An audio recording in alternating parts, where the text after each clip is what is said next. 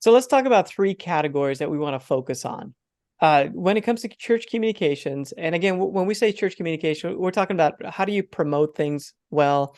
Also, how do you do ministry? Dennis is a big guy on like how do we do ministry through our social media posts and everything that we communicate. We're not just trying to promote things all the time. We're actually trying to help people take next steps and do ministry through that.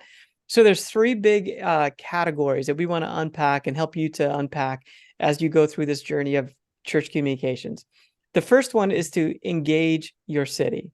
So Dennis, why don't you walk us through this first part? Yeah, so with this whole thing that we have, engage your city, empower your ministry, and equip your team, it also follows the same cycle of something that I call the engagement journey, right? So when we say engage the city, a lot of the people that you're talking to are pretty much strangers, right? So these are people that are not a part, and I'm gonna run through this list and then we can dive deep into them. These are people that are not necessarily, they're not a part of your church. They might not even know about your church. Again, these people are complete strangers. And I'm just going to go through and create some characters so you guys can follow along. Now, when we say empower your ministry, these are people that are in your ministry. These are people that I would either call spectators or participators, right? They kind of fall in between, right? So you might have that person that maybe only show up once every quarter or once or twice a month, right? What you want to do is you want to create ways to actually empower them, to get them to become a part of what you're doing, right? So these people, they're going from stranger and they're going to from stranger to participator. And then the last group, when we talk about this idea of equip your team, these are the people that are championing your cause. These are the people that are showing up at 5 a.m. to load in some of you. These are the people that are going the extra mile.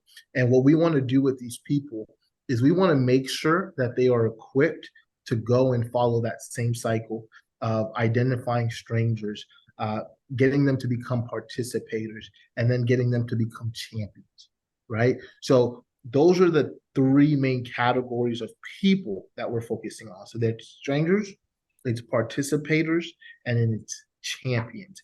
And now, as we're looking at this list, these are all of the different areas that we have to interact with. We have to interact with the city.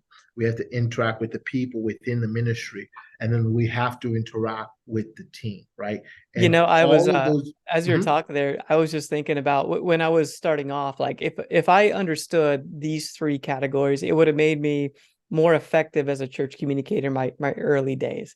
So if I had a strategy in place for reaching my city, and then a different strategy for how do we empower people within the church community, and then a different one for the team, then I think that would have helped me out quite a bit. Because when you try to cross these over, you're communicating maybe inside information to people that are in the city and they don't get it, or you're Right. trying to communicate to elementary things to people that are already part of the church and they're like they don't listen to you. So if you Mhm. know what the lanes are, then you're able to do the right communications within those lanes to help people then take their next steps. That's right. And so for Engager City, I would say social media is actually a great tool for that, right? So, and here's my whole philosophy of not using social media to as your bulletin board or to promote your ministry, but it's actually to do ministry, right? With new tools like Reels and all of these different type of short form video content that gets spread out to a mass audience, it's the perfect opportunity to engage your city. You do that by either sharing a sermon clip or something simple just to grab their attention. So social media is a great way, and marketing we would call it top of funnel. It's a great way to start engaging people, right? And then from that engagement, we need to get them to participate. So that might be getting them to watch a sermon. That might be getting them to go on your website to find out more information. And then that third layer is equip your team. So again, the communication for the team, that might be something along the lines of email, right?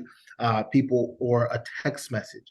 These are the people that are already a part of your ministry, right? Oftentimes, a mistake that we make as communication directors is we send everything to everyone, And although that might be an easy way of getting it done, it's also an easy way for you to just become white noise and people no longer pay attention to the thing that you're saying.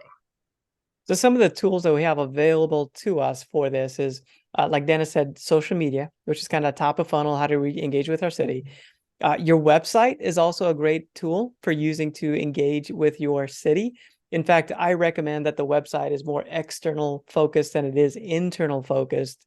That way, as people are checking you out for the first time, they are able to get the information they need. And the goal of a great website is to bring down the walls, answer the questions that they have, so that ultimately they make that first visit. So you have websites. Dennis mentioned email lists. Like, email is effective. A lot of churches have kind of given up on email. They don't think it's effective.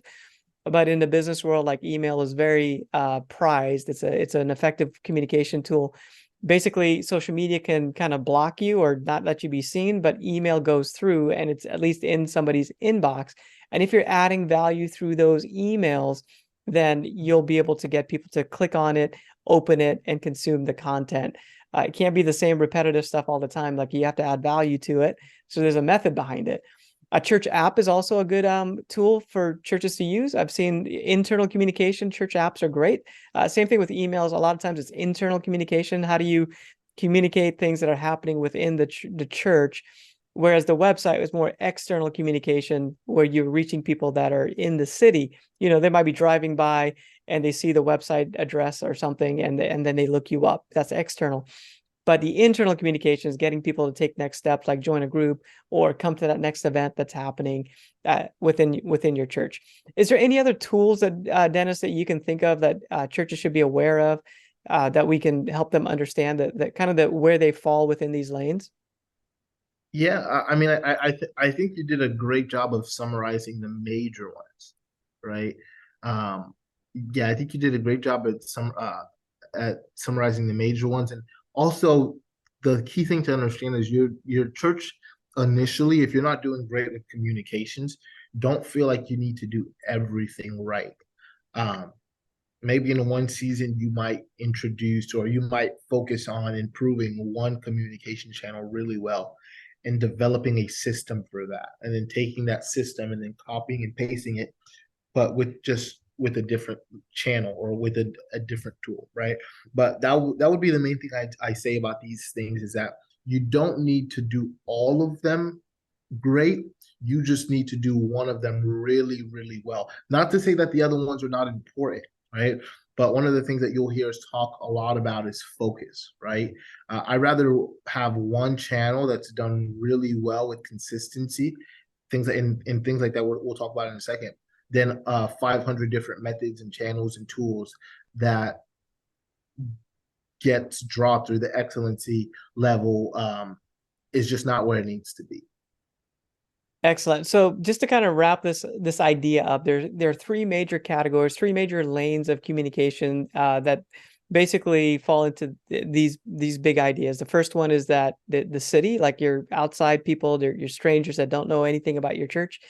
We call them strangers because they haven't encountered your brand yet. They haven't encountered your church yet. They need to find you somehow. So what is the strategy that you have in place?